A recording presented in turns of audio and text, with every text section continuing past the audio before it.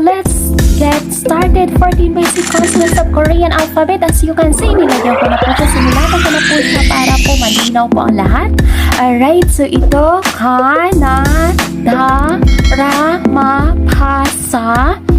Silent o po siya. Okay? Pero pag gumamit, nagsuot tayo ng word sa Korean, ito po ay naging ing po pag nasa dulo po siya, nasa baba ng word. Ing po yan. Nag-add po tayo ng vowels, so magiging a. Ito po, siya ay dalawa. So actually talaga class, ito ang kadalasan ng ginagamit ng mga Korean at the same time dito.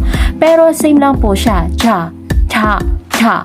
Ito, same lang po sila. Cha, cha. Then, same lang po dito, ta, ha, pero kadalasan itong gamit nila, okay? Yung hindi po sila magkadikit.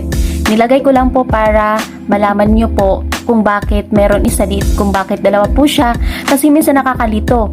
Ito bang gagamitin nila or ito? Pero pag itong ginamit nila, same lang po yan, pa, okay? Kapag ito naman, same lang po yan, alright? Huwag po kayo malito, okay? So, basahin na po natin.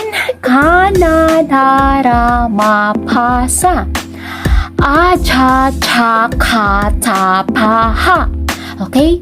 Kanadara mapasa. Acha cha ka ta pa ha.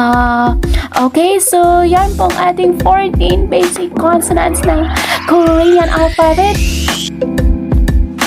Kamsahamnida and saranghe everyone! Please leave your comments below on my chat box and share, like, comments, and subscribe to my YouTube channel. Then hit the notification bell para ma-update po kayo sa aking upcoming video. Thank you so much! Saranghe everyone! Bye!